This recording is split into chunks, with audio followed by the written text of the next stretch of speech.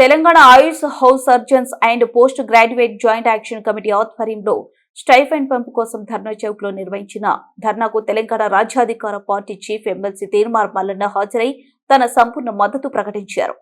ఈ సందర్భంగా ఆయన మాట్లాడుతూ విద్యార్థుల సమస్యలను పరిష్కరించడంలో ప్రభుత్వం పూర్తిగా విఫలమైందని ధ్వజమెత్తారు.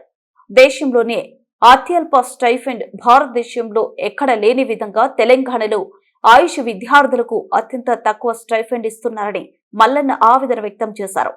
పక్క రాష్ట్రమైన ఆంధ్రప్రదేశ్ 2025లో స్టైఫండ్ ను పెంచిన విషయాన్ని గుర్తు చేస్తూ తెలంగాణలో విద్యార్థుల అర్ధాకలితో అలమటించడం సిగ్గుచేటని అన్నారు. ప్రభుత్వ వైఖరిపై విమర్శలు, వర్క్ లోడ్ తక్కువ ఉంది కాబట్టి తక్కువ స్టైఫండ్ ఇస్తున్నామని ప్రభుత్వ వాదనను ఆయన తీవ్రంగా ఖండించారు. పని తక్కువైతే విద్యార్థుల ఖర్చులు, ఇంటి కిరాయిలు ఏమైనా తగ్గుతాయా అని ఆయన ప్రశ్నించారు. ప్రజల పన్నుల డబ్బుతోనే స్టైఫండ్ పెంచమని అడుగుతున్నామని, ఇది ఎవరి సొంత సొమ్ము కాదని స్పష్టం చేశారు.